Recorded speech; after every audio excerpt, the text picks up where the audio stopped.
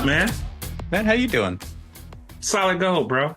Solid gold. What was that song? Solid. Solid Solid as like a a rock. It's good to be back, man. You Great, know what man. what was interesting was we kind of jumped right into it. We were pretty excited. We were excited, and we didn't really tell everybody who the heck we were. That's right. Do we know what we're talking about? What up? Yeah, like where are they coming from? Like again, Exactly. we did say we possibly stayed at a Holiday Inn Express, but we need a little more to that, bro. We're gonna get a Holiday Express Namaste deal. at the Holiday Inn Express. not my stay. Do me a favor and let everybody know a little bit about the Lex man. Yeah. I'm Alexei. I've been supporting and training salespeople for over 20 years. They have been my customer, my liege, my go-to people. My liege. I've been, in industry for a long time. I've been out with them in the field. I've done ride-alongs. I've been in accounts. I've stood next to their side, all to say that I have a pretty good understanding of what makes a salesperson tick. And I think that that's important because my job and what I, as a person, like to do is enable better outcomes, right? Mm-hmm. So being able to anticipate, right, what you need. I see you just picked up a hammer. You might want some nails. I see those nails over there. Let me go grab those nails for you. I think that that's something that is fading, and I like to keep it important. And then how is that impacting, right? So is this impacting you correctly? Let me tweak that. Let me work on that scenario. So that's been my job for 20 years. I was a meteorologist in the Navy back in the day. And, I'm first American born in my family. So with all of those combined, I've gotten to travel the world quite a bit. And I've seen many cultures and many diverse backgrounds. And I think it's made me better for it. And hopefully that means something to other people. You're kind of like a Jason Bourne a little bit. That's right. If I wanted to disappear, I could. You could, right? Hop up on a submarine somewhere. Well, what about you? People want to hear about you. Of course. Kris Sanford, born and raised on the east side of Detroit. Yeah. So I'm from the Motor City, and I'm very proud about it.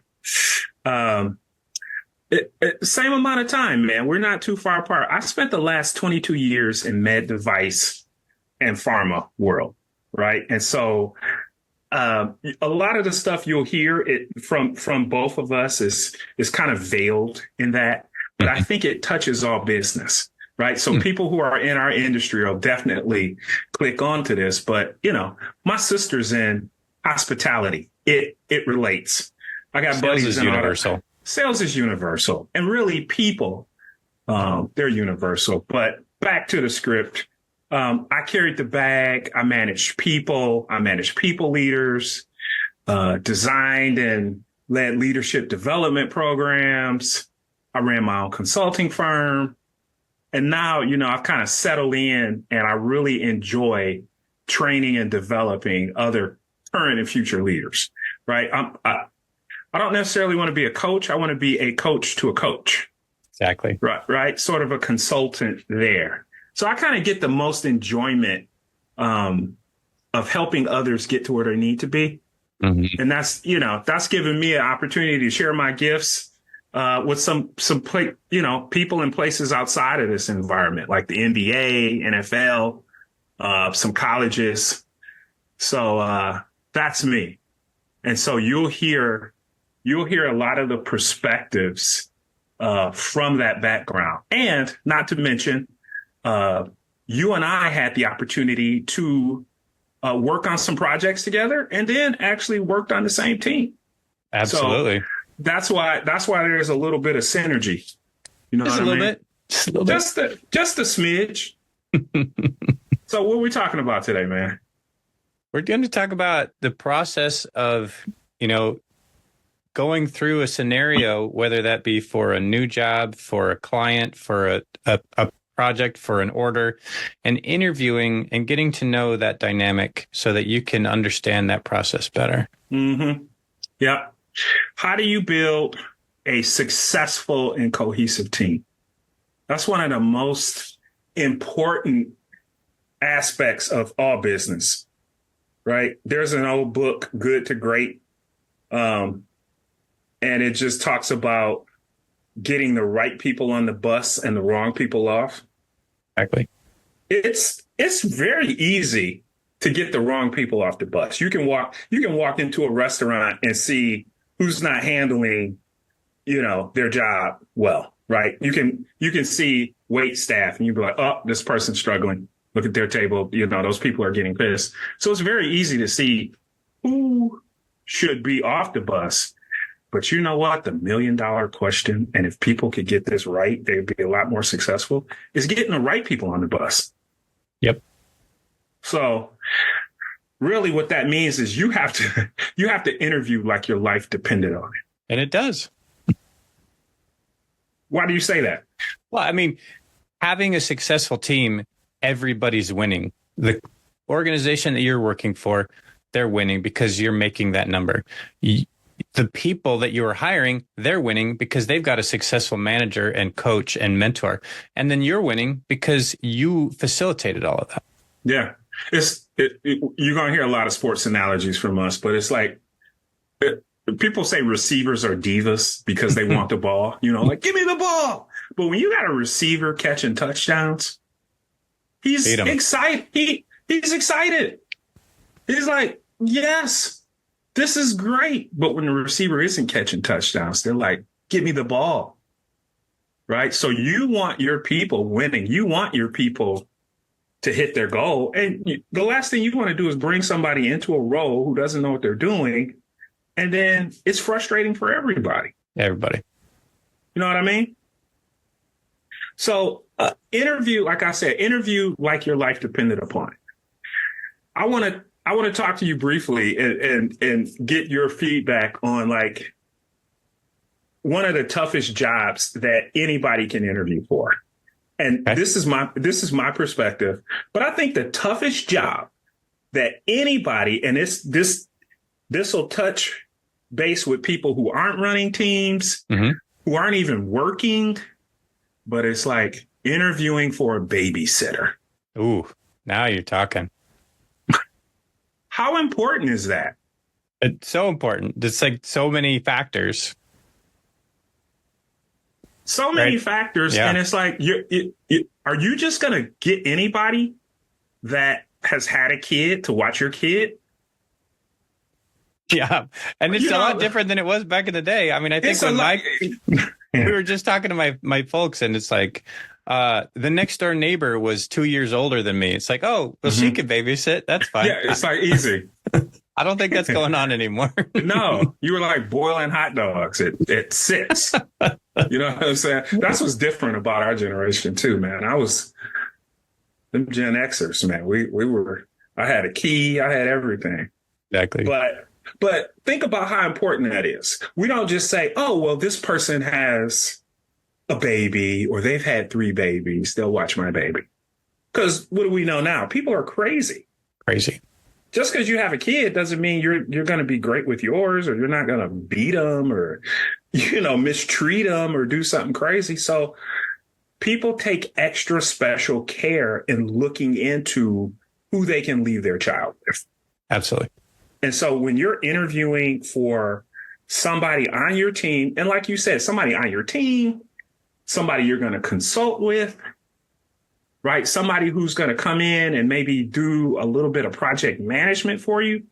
You got to take your time and you got to look for the best fit, not only for the team, but for you. Right.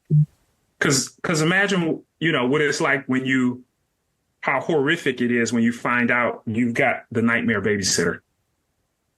Right. And then firing that babysitter might even be more difficult because that might be somebody's friend or a relative, and now you're going to offend people. And people are so emotional about stuff, and it's like, oh, well, no, it's not, no, get out of here. Right. Don't ever come around my kid again. Exactly. You know what I mean? And to your point, we're talking babysitters, but we're going to make the transition into the workplace. That's expensive. Very. It costs so much. One, you're already down. So let's think about it from a sales perspective. You're already down ahead, right? So you're trying to fill it.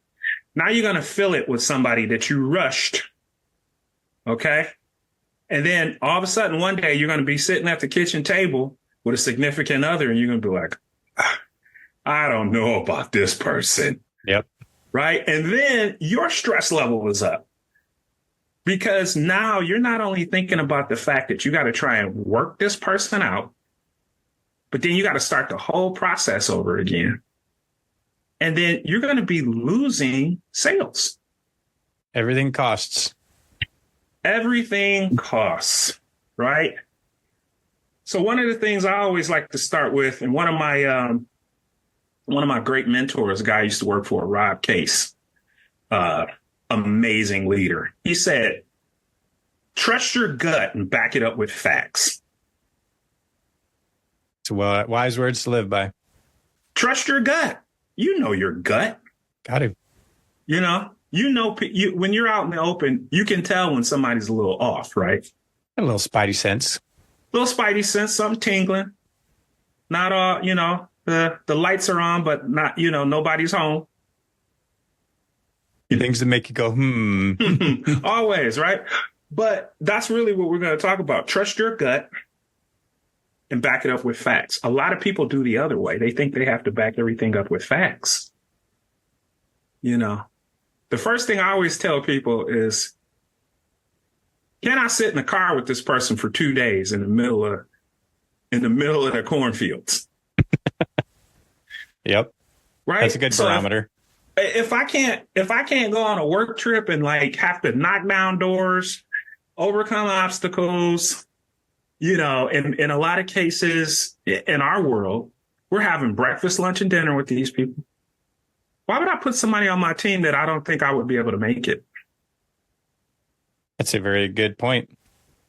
You know what I mean? And that's kind of the gut. So common mistakes. And you and I both have had our fair share of interviews, right? Fair share. We've interviewed people and we've been interviewed. And once you understand how to interview, you can do well in any interview. You really can. But we've been kind of mixed up for a while. So the first thing is that it's their interview. And this is for all the managers out there and people who are looking for people. Yep. It's their interview, not yours. Right. Shut your mouth. Yeah. You get in these interviews and you got people that are telling you their life story. Well, same deal I did. I carried the bag and then I did this and now I'm this vice president. Who's the interview for? Asked myself that question a bunch of times. Right? Have you ever been in one of those situations? What did that make you feel like when you were in a situation? You can either go one of two places. You're like, man, I must already have this job in the bag because all they want to do is talk about themselves. I'm golden. Or it goes the other way of like, oh, this is just a formality because they just want to talk about themselves. They don't even care about whether I'm here or not. Or I really want this job, but this person might be a psychopath. Exactly. Well, yeah, for sure. You know what I'm saying? So that's step number one. Get off yourself. It's not about you. It's about them. You have to use the 80-20 rule. You have to talk 20% of the time and you have to listen 80%. Exactly. That's number one. So, cool your jets, cool your ego. I know you probably feel good sitting across the table telling everybody, how you succeeded, but what are you actually looking for at the time? You're looking for somebody to come and help you. Yep. Let's go back to the analogy. Do you want to do all the talking when you're looking for somebody to watch your 9-month-old? No. You want them doing the talking. I'll do the talking when we've closed the deal. It's like, okay, you've got the job. Now here's the rules. Do you accept? Here's the rules, bro. You know what I'm saying? We keep this might be controversial. We keep the ketchup in the refrigerator around here. Where else would you keep it? Oh, I just wanted to know. I know it literally says on the bottle, keep refrigerated. I don't even read it. That's gonna be. We might have to put a poll up for that one for you. I'm fine with that. Next common mistake, right? Interviewing with the resume. Yeah. Bro, this is one of my biggest pet peeves, and it's just because we've been through the game for so long, we had to figure it out. Right. And that's one of the things that goes back to our history. There are a lot of things that you and I are talking about we had to figure out on our own. On our own, there were no YouTube or there was no podcast or LinkedIn or even people talking about leadership development. Mm-mm. When I got my first job as a manager, it was like, hey, there's a deep end of the pool. Dunk the black guy in it. I can swim. Yeah, I can swim, but you get it, right? I get it. Dunk them in there. And that's how all managers are treated. And so nobody really teaches you how to interview. So interviewing with the resume is backwards. No. Listen, the resume is the price of admission. That's your key. That's your foot in the door. That's your foot in the door. Review the resume. See if it has some of the skill sets that you're looking for. Right. And you use the resume. And this is going to be a new term. I don't think I ever shared this term with you, but you use the resume to invite them to what I like to call the psychopath draft. You have not. And I love that. The psychopath draft. What do you think that is? Tell me more about the draft. Okay. So, the psychopath draft is the interview session. And essentially what a real interview session is you are lining people up and you are figuring out who's the craziest to the least craziest. Yep. Right? So you're going to see who a full-fledged psychopath is immediately.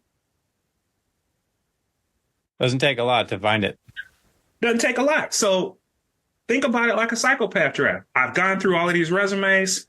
I'm going to invite 10 people here to the airport Marriott, right? I'm going to have some water. I'm going to get them at the table. And you think about it. You've got most interviews are maybe 45 minutes to an hour. Yep. And so then you waste half of that time. Tell me about this thing. Walk me through your resume. You should have read the resume. You're not going to get anything from that. The best thing that and if this is on topic, is talking about take the skills that you have. Now here's the job that you're going to be having, and tell me a scenario where you can use your skills to meet my needs. And that is engaging all of the parts of the brain. And you're, don't tell me about what you did then. Tell me how you're going to do this now. That's what got you here. What got you here won't get you there. That's a great book. Yep. So what got you here won't get you there. So the psychopath draft, you get all of these people and you're like, who's the least craziest? It really is. And you're like, who would fit into my team? Who would I be able to work with? And you know those crazy people already. And here's the other thing, right? You have to give everybody respect, even the people who you're like, oh my God, this is a definite no. Right? Because I believe there's a sense of karma in interviewing, right? Do unto others as you would have done unto you. Each of us at some point is going to be on the other end of that table. All of us. So you got to give everybody, it might not be the job for them, but don't beat them up. Right? Because they might need this to get to the next place. Exactly. Many people, and they don't get that. You have to treat people like you would want to be treated. That golden rule. Golden rule, brother. So it's the psychopath draft. And so as you go through and you're able to back out of those and you're like, hey, and you rank them. And, one of my buddies, we figured this out years ago. We'd interview And we say, okay, this is one here, and we place the resume right there. Then the next one, either you went behind them or you went in front of them. Correct. And it kept going. Like, oh my God. Oh, well, what about this one? And so you're force ranking them. Right. Yep. And I'm making a joke about Psychopath, but it's helping people to understand it's the same thing you do for your babysitters. If you see someone that's a psychopath, you're not going to hire them. Everybody's a little crazy. You just got to identify how much. How much? How much are you willing to take, and what type of crazy goes into your team? You and I are a bit crazy. Oh, yeah. Crazy like a fox, right? Crazy like a fox. The other one, you remember the STAR method? Yep. STAR method is outdated. It is. Right? Situation, task, action, result. People have been interviewing the same way for years. Mm-hmm. Right? So here's the thing about the STAR method. Anybody with a half of sense can come up with any concocted story. Right. STAR, tell me a situation, the task, then the action, and then the result. Right? You and I could go, oh, guess what? The space station was leaking oxygen. I flew up on a jetpack, on a rocket, got some Gorilla Glue, and patched things up. I saved the day. USA, right. USA. You know what I'm saying? Homer with it. Even Homer saved the power plant 17 times. 17 times. Right? So the STAR method is outdated. People can create a scenario. Right. So you got to talk about how would you use what you've done in the future. That's it. And we're going to get there. The other thing is this. Spend your time making these people as comfortable as possible. Exactly. It's an interview for everybody. What's the whole being stern and scaring people about? I don't understand that. Seriously, why would you want someone uncomfortable when you're trying to figure out if you want them on your team? Yep. So make people comfortable so they can talk, right? And the first question in any interview should be, so what brings you in here today? Exactly. So what's motivating them? Why are you here, bro? We're at the Orlando Airport Marriott. You've come here in your suit. You've got your brag book and all of this stuff. Why are you here? You currently work for this. Tell me why you're here. Right. They're going to tell you. We're being downsized. Right? Or my manager's a psychopath. Or we're locked out of Blue Cross Blue Shield.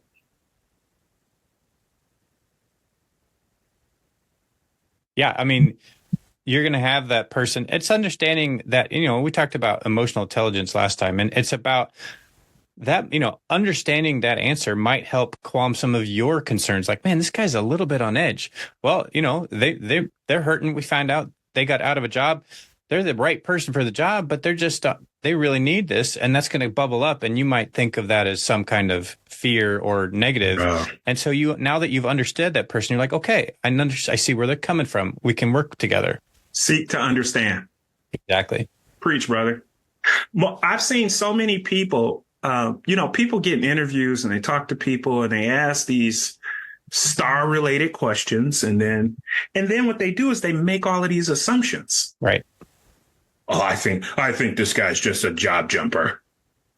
I think it's like, ask them. Right.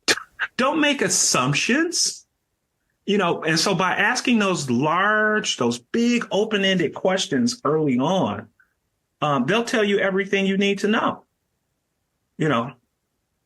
He's running from something. Where did you get that from? Right.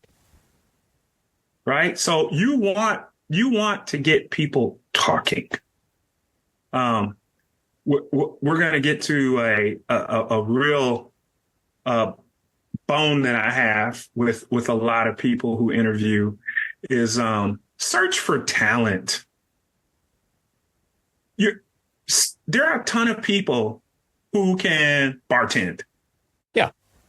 right? That doesn't mean because you know how to make a Manhattan that you're gonna bring in more customers, or customers are gonna be looking for you. That's more than that. Or you're gonna treat them with good customer service. Just because you have clinical knowledge of the job doesn't mean you're going to be good at it. Just because you've been to Sinai Grace Hospital doesn't mean you're going to hit the jackpot because I need you to go to Sinai Grace. Exactly. It doesn't work like that. So look for talent, not just skill sets and experience. You know, you can't teach talent. No. In fact, I would say if you see talent and you're lacking the skill sets, that's okay. Because like you said, you can teach, especially if somebody has talent, they'll get those skill sets in a minute, not the other way around. How do you think the entire med device and pharma world that we live in now was built? Right? 20 years ago, they went after, this is the truth, they went after attractive women, and athletic males. That's what they went after. That's true. And they taught us how to sell, and they taught us how to engage with people. So if that's the case, you wouldn't even have the multi-billion-dollar industry that you have now, because none of the people had those skill sets. They were taught. Right? Yep. I would have never believed, I would have been able to talk about, onychomycosis or synapses and different things like that. I was taught that because I had talent. Right. And so we've gotten to this place where now, and this has happened over the last, I don't know, I guess I'll say 15 years, right? There was a time when I was trying to get into the OR, and this is a great story. I'm trying to get in the OR, and I've got all of this great experience. I've won and different things like that. So it's like, I'm a sales guy, right? I sell to the doctors, but trying to get into the OR, people was like, oh no, you got to have OR experience. Right. And I'm like, what type of logic is that? At some point, you didn't have OR experience. Exactly. And someone looked at you and said, hey, you know what? Here's the talent. Here's what I've seen you be able to overcome in historically. Let's give them a shot. Somebody needs to take a chance at some point. Did LeBron play in the NBA before he played in the NBA? He did not. Oh, well, we need NBA experience. Gotta look for the talent. You got to look for the talent, and you got to replenish, because eventually the guys that you got in the OR right now, they're going to get old. And then what you going to be left with? Slim Pickens. Yeah. So am I making sense, brother? Spot on. Spot on, man. Look, you can't just look for what you need, right? You can't just look for, I need somebody who can deal with endocrinologists. And then you get somebody in there and you're in an interview and you're asking questions and you find out that this individual has been breaking their back. Maybe they paid their way through school. They took the long route, right? All of these intangibles that a lot of people look over because they're so stuck in the STAR method. Exactly. Tell me, you haven't engaged with this type of person, but they've got all of these hardcore qualities that, again, you can't teach talent. Yep. You can't teach it. You can teach the skill sets. I don't care where you're at. You got to learn how we do it here. Exactly. Right. But if I'm not getting to the source of it and really asking you those high-end open-ended questions, I'll never get there. Mm-mm. What you think about that? I mean, that's the exact scenario, right? It's people, when the second that people have to fabricate something, right? Mm-hmm. The second that somebody has to go, and imagine something, now you're in the right place. Now we're talking, now we're growing, we're getting uncomfortable, mm-hmm. and we're figuring things out together. Mm-hmm. And that's where you're going to see the sparks or the lack of that you're looking Yeah. for. And you're going to see, is this person able to orchestrate magic out of their experience and the ingredients that I'm giving them, or are they not? Mm-hmm. And that's what you're going to learn about them right there. Exactly. Because most people are just so caught up in, can you be a butt in a seat? Right? Oh, I need somebody. But really what you want is somebody who's going to be able to upgrade your team. Exactly. So there's this method that's out there, and it's called the funnel model. And I think it's the absolute best. And it's some cats that I've worked with in the past. They're called Interview Edge. I think they're on the edge. They get it, and it's really just around. And I'm gonna break it down for everybody, like how you should be asking questions. Again, that first question should be, why are you here? Always. You already got a job. You already got a job selling this. Why are you here? That's gonna and stay there until you really understand. Right? I'm worried. We've got one product left in the FDA. It's looking shady. We've had cuts. So you'll be like, okay, all right, I see what I'm dealing with here. Exactly. Right. Or, you know what? I want to grow. I don't see, I have aspirations to be a leader, or I like your product because it's my family member was impacted by it. Right. Yep. Someone has I have your product in me, or my child uses your product. So that's where you want to start. Right. You want to start there by understanding why they are even in the room. So then you won't walk away thinking something crazy. Exactly. Right? Then you want to tell them, like, okay, I've had the opportunity to look over your resume. Don't dare go through that resume again, because you're just going to waste quality time. Right? Quality time. Quality. Right? You want to say, tell me about what you're most proud of in your career or your current role. Man, you're going to see them look up and they're going to start delivering it to you. That's right. When those eyes roll up and over, they're accessing that thought. They're accessing it, and then now they're delivering it to you.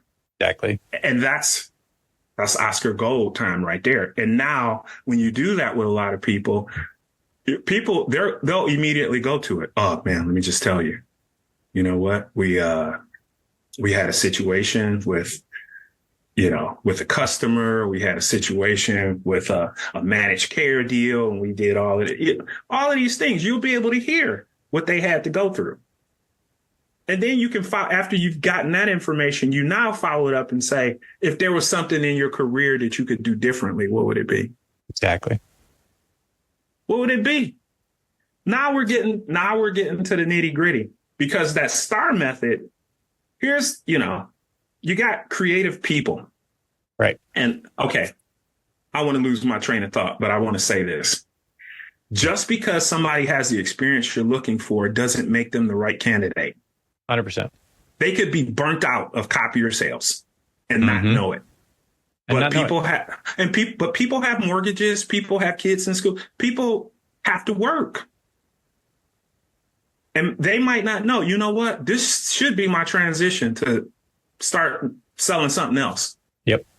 But they're going to stick to what they know. So don't just assume because a candidate you have has the skill sets you're looking for that they're the best candidate.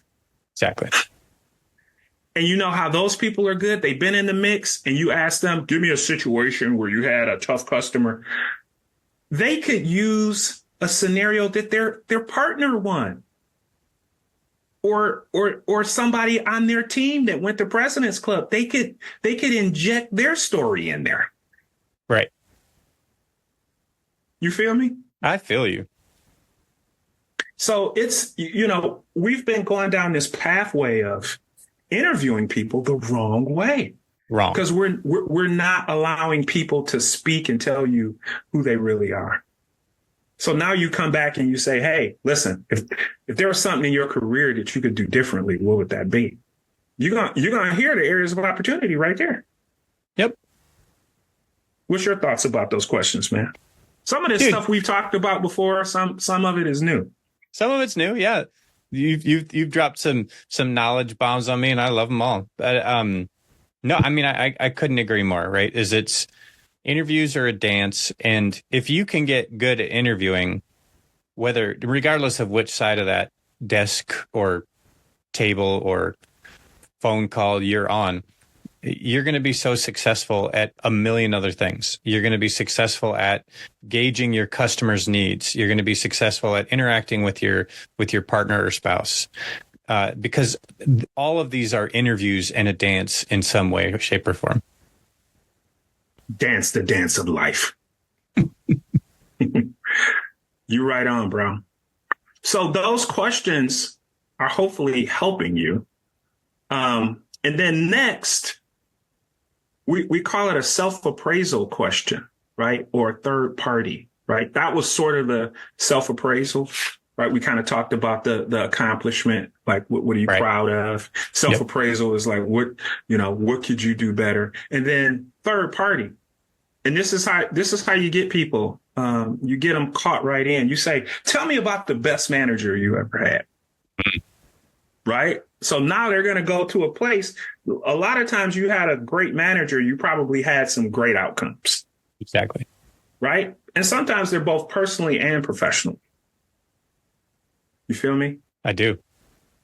So you ask them about their best manager. Tell me about them. What was so good about them? And then you ask them, if we called that manager, and you said, what's their name? And they tell you, oh, it's Keith. We called Keith today. What would Keith say about you? Right. Man, they are going to unload. Unload. They are. I'm giving you the gift right now, everybody. They're going to unload on you and tell you everything that Keith, that manager would do for them. Because they know that you actually can call Keith. So it's an interest of finding out, what am I going to find out? But let me hear it from you. It depends. You could call, it depends on where you at. If you're getting somebody from outside of the organization or something like that. Sure. But yeah. But, and then you ask them, what would Keith say that you needed to work on? Right. And I've done that. And I've heard from people, you know what? The stuff he told me to work on, I worked on. Right. That's what I like to hear is it's like, I don't want somebody who thinks they're the best of the best and they've got no room to grow. I want people who are hungry and they want to continue to sharpen their sword, because if it's like, I got nothing to grow on, then maybe this isn't the right spot for you. Nothing to grow. Then you can talk about direct competencies. Exactly. Like you can say, all right, well, since you've done your research, you've kind of understand where we're at today, right? Give me an example of where, the skill sets I want you to do and the skill sets that you have are transferable. That's my favorite part. That's it. But you see, we went on a journey to get there. 100%. You got to dance the dance first. And now you're learning about a person. I've been in interviews like that and people have cried. Oh, 100%. Same. Like, oh, this hit me and I did this. And then you're going to learn from there. You might say where this person lacks the clinical knowledge that I might want coming in the door, we still have to take them through training. Right. You still got to learn how to sell this stuff. Right. So now you get an opportunity to be like, okay, this person is a hunter. Exactly. They're hungry. They're hungry. They're raising their nephew. Right. They're single parent. They're coaching baseball. All of these things that play a part in you helping to make the decision on what type of hard pipe hitter you're going to bring onto the team. Right. Versus who answered the questions best and who knows Dr. Noah. Invaluable information there. Dr. Noah isn't going to get you there. You know what I'm saying? You got to get a whole lot of other sales in for that. But then at the end, that is where you're like, hey, give me an example. How do you think these skill sets will match with what I need? Right. And you don't have to play the game. They reviewed the job. Right? There's all of these games that we play. Tell me what you know about the company. Tell me what you know about the company as much as on the website, player. Right. You know what I mean? Most of the jobs that I went for that I reviewed, that I thought I knew everything, when I got in there, that wasn't it. No. They're like, that product, we're not selling that anymore. There's always a little bit of bait and switch.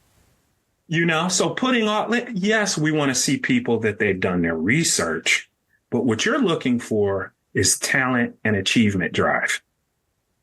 Couldn't agree more. And achievement drive is something that, you can't teach talent and you can't teach achievement drive. And they will outwork your knowledge, this other person who just has historical knowledge or a little more time. These people that come into your organization, they're going to make you better.